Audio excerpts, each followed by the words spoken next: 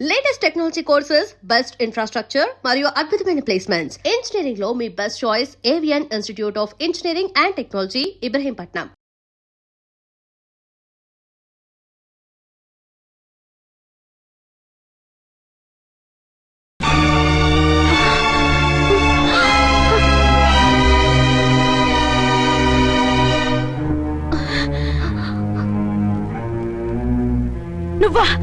నువ్వు ఈ వేషాలు ఎందుకు వచ్చావు?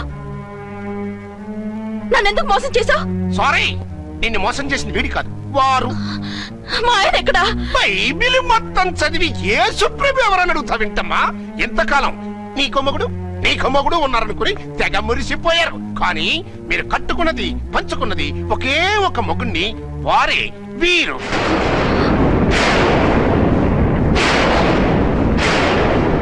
బాబు, ఆవిడ మీకేమవుతుంది? ఆవిడ మా ఆవిడే. ఆవిడ ఆవిడ మా ఆవిడే.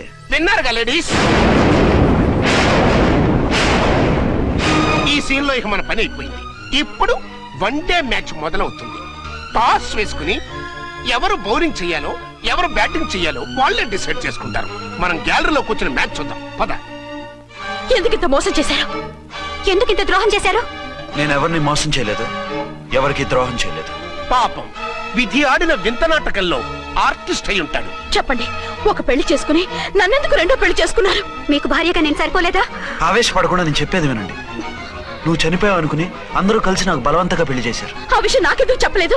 పెళ్ళైందంటే నేను చేసుకోనన్నా, చీకొడతానన్నా? నిజం దాచి పెళ్లి చేశారని నాకు మన పెళ్ళైన తర్వాత తెలిసింది. అప్పుడైనా మీరు చెప్పాలిగా, ఎందుకు చెప్పలేదు? చెప్తే నువ్వు మిమ్మల్ని వదిలేస్తానని భయపడి చెప్పలేదా? నన్ను వాడుకునే ఛాన్స్ మిస్ అవుతుందని చెప్పలేదు. Don't talk రబేష్. కొంతకాలం ఆగి చెప్తే చచ్చినట్టు పడుంటారు. ఎంచక్క ఇద్దరితో సంసారం చేయొచ్చని ఆశపడ్డారా? అది కాదు అర్చన, నువ్వైనా నన్ను అర్థం చేసుకో. చచ్చిపోయాననుకుని తను చేసుకున్నారు అంటే మీ మనసులో నాకు స్థానం లేదు, నా మీద మీకు ప్రేమ లేదు. అదేం మాట అర్చన? ఎస్, నా మీద ప్రేమే ఉంటే పెళ్లి చేసుకుందామనే ఆలోచన మీకు వచ్చి ఉండేది కాదు. మరో పెళ్లి చేసుకోరు. నేను చెప్పేది విను. నన్ను ముట్టుకోకండి. ఏ రోజైతే తన మెళ్ళో తాళి కట్టారో ఆ రోజే మన బంధం తెగిపోయింది. ఆ రోజే మీ అర్చన నిజంగా చచ్చిపోయింది. ఉండండి, తనతోనే ఉండండి, తన్నే భార్యం చేసుకోండి. నాకు కావాల్సింది శీల చెడిన మగాడు కాదు, శీల ఉన్న మొగుడు. Out out. బంగారం లాంటి మా సిఐ గారి కాపురాల్ని నాశనం చేశారు. వచ్చే సినిమాలో హీరోగా పుట్టి మీ ఇద్దరి అంతూ చూస్తాను. ఖబర్దార్. ఏమే అర్చన, ఏమిటి నువ్వు చేసిన పని? మాట్లాడుకో, నీకు మాట్లాడే అర్హత లేదు. నేను నీ తల్లినే. కూతురి మొగుడికి రెండో పెళ్లి చేసిన నువ్వు తల్లివా? నాకు సవితిని తెచ్చిపెట్టిన నువ్వు తల్లివా? తల్లివైతే నీ అల్లుడికి మళ్ళీ పెళ్లెందుకు చేశావు? నువ్వు చచ్చావని అతను కుమిలిపోతుంటే చస్తాడేమని భయపడి పెళ్లి చేశానే, ఏం తప్ప? ఖచ్చితంగా తప్పే. నాకే కన్నొక్కరా కాలొక్కరా, నాలో ఏ లాభం ఉందని, ఏం తక్కువ అని రెండో పెళ్లి వాడికి రెండో పెళ్ళంగా పడి ఉండాలి. అంటే జీవితాంతం మొగుడు లేకుండా బతుకుతావా? మొగతోడు లేకుండా ఉంటావా? ఏ మొగుడు లేకుండా బ్రతకలేనా? ఆడదానికైనా మొగుడు అవసరం, మగాడికి పెళ్ళ అవసరం లేదా? నేను ఇంకో మొగాడిని చేసుకుంటే అతను సహిస్తాడా, భరిస్తాడా? మగాడికి ఆడదానికి పూలిగేట్. మగాడికి ఏమైనా కొమ్ములు ఉన్నాయా? స్పెషల్ గా పైన ఊరి పడ్డాడా? వాళ్ళు తినే ఉప్పు కారమే మేము తింటున్నాం. వాళ్ళ ఒంట్లో రక్తమే మా ఒంట్లోనే ప్రవహిస్తోంది. అది కాదమ్మా, మొగుడిని వదిలేసిన ఆడదాన్ని నీచంగా చూస్తారు, చులకన చేస్తారు. పెళ్ళాన్ని వదిలేసిన మొగుడిని గౌరవించి హారతలు పడతారా? అతను నిన్ను వదిలేయాలనుకోవడం లేదు, నిన్నే కావాలనుకుంటున్నాడు. అతను కావాలనుకుంటున్నది భార్యని కాదు, ఆడదాన్ని. అంటే దూరం చేసుకుంటావా? లేకపోతే దగ్గరే ఆత్మాభిమానం చంపుకొని కాపురం చేయమంటావా? 3 ముళ్ళు, 7 అడుగులు, 4 గోడలు, ఇవే ఆడదానికి హద్దులని పడుండమంటావా? దాని పక్కనో రాత్రి నా పక్కనో రాత్రి పడుకునే మనిషిని నా మొగుడని అనుకోమంటావా? నేను సతినా, సవతినా, లేక సానినా? ఏ అర్థం చెప్పుకొని ఏ హోదాతో అతనితో ఉండమంటావు? పరాయి ఆడదానికి దక్కినవాడు నా మొగుడు కాదు. అంటే ఏమిటో? ఆ మొగుడిని వద్దనుకుంటాను, విడాకులు తీసుకుంటాను.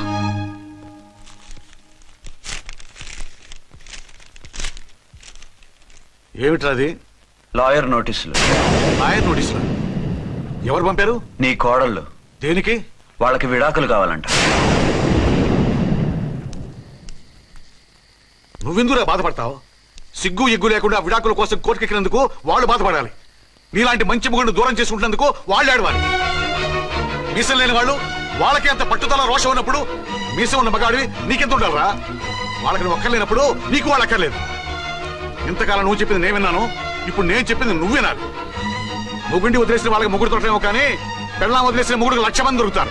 నువ్వు మళ్ళీ పెళ్లి చేసుకో. అప్పుడు గాని జనం నేల మీద ఉయ్యరు. ఊహించుకుని పనిచేసింది వాళ్ళురా. నువ్వు వాళ్ళని మర్చిపోలేక జీవితాంతం నరకనుభవిస్తుంటే చూసి ఆనందించాలని వాళ్ళ ప్లాన్. నువ్వు మళ్ళీ పెళ్లి చేసుకుంటే ఆ కుక్కలు చెప్పుతో కొట్టినట్టు అవుతుంది. అంటే ప్రతీకారం కోసం పెళ్లి చేసుకోమంటావా? లేకపోతే ఇంకా వాళ్ళకి మొగుండని వాళ్ళ ఫోటోలు పట్టుకుని కుళ్ళి ఏడుస్తావా? ఒక్కసారి చేసిన తప్పుకే నరకం అనుభవిస్తున్నాను. మళ్ళీ జీవితంలో అటువంటి పొరపాటు చేయను. పోనీ చెయ్యని పొరపాటు చేయి, కొత్త అలవాటు చేసుకో.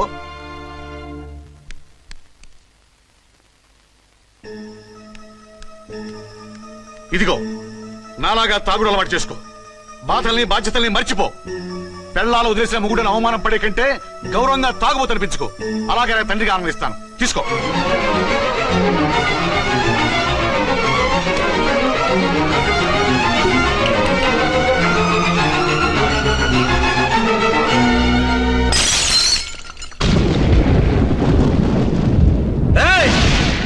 అర్చన, ఝాన్సీ, బయటికి రండి. రండి.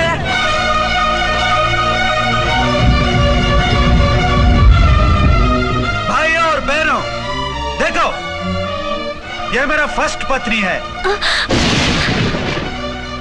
ఇది నా సెకండ్ పత్ని.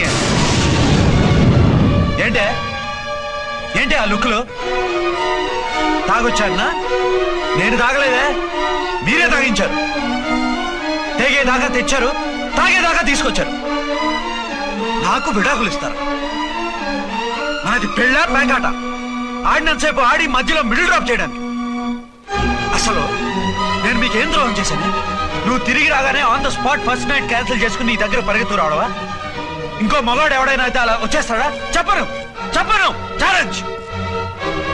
నువ్వు చచ్చావు అనుకుని పిచ్చి వెదవలా తయారయ్యాను. కళ్ళు పూసుకుంటే కళ్ళలోకి వస్తున్నావని కంటికి నిద్ర లేకుండా, కడుపుకి తిండి లేకుండా గడిపాను. చచ్చి నీ దగ్గరికి వద్దాం అనుకున్నాను. కానీ నా కన్న తల్లిని మర్చిపోలేక తాగుడికి అలవాటు పడ్డ మా నాన్న నా జీవితంలో నీ జీవితం కాకూడదురా, భార్య లేని లోటు ఏంటో నేను చవి చూశాను, మళ్ళీ పెళ్లి చేసుకోరా అని బలవంతం చేస్తే చచ్చి కన్న తండ్రిని ఏడిపించలేక బతికి దీన్ని పెళ్లి చేసుకున్నానే తప్ప దీని రంగు పొంగు చూసి వెర్రెత్తి కాదు. అది నేరమా, పాపమా? ఏవే ఈ ఏటి మేటి సౌత్ ఇండియన్ పతివ్రత, ఈ సంగతి ఏంటే? సెకండ్ హ్యాండ్ మొగుడు దొరికాయండి షేక్ అయిపోతున్నావా? ఇంతకు ముందు నేను ఎప్పుడైనా తాగానా? నేను తాకానా? కామం కళ్ళకెక్కి నీతో మంచం ఎక్కానా? మజా చేశానా? పెళ్ళైన తర్వాత కూడా నిన్ను పతివ్రతలా బతకనిచ్చాను కదే. నేనే దుర్మార్గుడిని అయితే, ఆడదాన్ని అవసరంతో ఏడ్చేవాడిని అయితే, ఎప్పుడో నిన్ను చెడిపోయేదాకా చెడగొట్టేవాడిని. కానీ ఎందుకు అలా చేయలేదు? ఎందుకు నీది తప్పలేదు? భార్యగా అర్చన నాలో బతికుంది కాబట్టి. నిజం చెప్పలేదు అని చెప్పుకోవచ్చిన మేకలాగా ఎంచుకుంటున్నావు. ఎందుకు చెప్పలేదో తెలుసా? నా కూతుర్ని ఎవరు చేసుకోవడం లేదు, రెండో పెళ్ళంటే వద్దంటుంది అని మా బాబు దగ్గరకు వచ్చి ఏడిస్తే నాకు అబద్ధం చెప్పి నీకు తాళి కట్టించారే. 20 ఏళ్లుగా కనీ పెంచిన నీ అబ్బే నీకు నిజం చెప్పినప్పుడు నేనెందుకు చెప్పాలి? అది బతికొచ్చిన తర్వాత మా వాళ్ళు నీకు నిజం చెప్పలేదని తెలిసింది. అప్పుడు నాకు ఇదివరకే పెళ్ళయింది, చచ్చిందనుకున్న నా పెళ్ళం తిరిగి వచ్చిందని నీకు చెప్తే గుండె పగిలి చేస్తావని నీకు చెప్పలేదే. నువ్వంటే నా ఆల్ ఇండియా పతివ్రత 9 నెలలు లంకలో ఉండొచ్చిన సీతని అగ్ని ప్రవేశం చేయమన్నాడా రాముడు? ఎవడో వెదవ కోత కూర్చోండి కడుపుతో ఉన్న తన పెళ్ళాన్ని అడవిలోకి పంపించాడు అదే రాముడు, నీ ఫేవరెట్ గాడ్. నువ్వు అడ్రస్ లేకుండా 25 నెలలు ఎక్కడికో పోతే ఎక్కడున్నావు, ఏం చేశావు, ఎవరితో ఉన్నావు అని అడిగానా? లేదు. అనుమానించానా? లేదు. వాయ్? భార్య అంటే ప్రేమ, భార్య అంటే నమ్మకం, భార్య అంటే విశ్వాసం. ఆ రాముడు గ్రేటా, నీ మొగుడు గ్రేటా? చెప్పు. ఆ రాముడిని దేవుణ్ణి చేసి గుళ్ళో కూర్చోబెడితే నన్ను రాయించేసి రోడ్డు మీదకి విసిరేస్తావా? పేరుకు పెళ్ళానివే గాని నిన్ను అమ్మకన్నా ఎక్కువగా ప్రేమించానే. నువ్వు కనీసం ఆ బిడ్డకిచ్చే విలువ కూడా ఇవ్వలేదు కదే తల్లి. 2 భార్యలకి న్యాయం ఎలా చేయాలో తెలియక కుమిలిపోయా. మీ ఇద్దరికి నిజం తెలిస్తే ఏమైపోతారో అని భయపడ్డాను. మీ కంట్లో నీళ్లు రాకూడదని మీరిద్దరూ ఏడవలసిన ఏడుపు నేనేడ్చానే. ఇంత చేస్తే మీరు నాకు విడాకులు ఇస్తారా? అసలు మీరిద్దరు పొజిషన్లోకి రండి. నన్ను వద్దని మీరిద్దరు వదిలేస్తే వచ్చి మీ కాళ్ళ మీద పడతారనుకున్నారా? నెవర్. అవును, నన్ను వద్దనుకున్నప్పుడు నేను కట్టిన మంగళసూత్రాలు మాత్రం ఎందుకు? సేఫ్టీగా వాటిని అలాగే ఉంచుకుని మాజీ భార్యలుగా హ్యాపీగా బతుకుదాం అనుకుంటున్నారా? నో, మీకు ఆ ఛాన్స్ ఇవ్వను. తాళి ఉన్న పెళ్ళాలుగా కాదు, తాళి తెగిన భార్యల్లా, మొగుడు చచ్చిన విధవల్లా మీరు తెల్ల చీరలు కట్టుకునేట్టు చేస్తాను. విడాకులు ఇవ్వకుండా మిమ్మల్ని విడాకులు చేస్తాను. జీవితాంతం కుళ్ళి కుళ్ళి కుళ్ళి ఏడ్చేలా చేస్తాను. బాయ్. ఆగండి. ఏ, నేను చావడం కూడా నీకు ఇష్టం లేదా? మీరు బతకాలి, నిండు నూరేళ్లు సుఖంగా జీవించాలి. మీ మీద ప్రేమ లేక కాదు, మీరంటే ఏంటో తెలియక కాదు.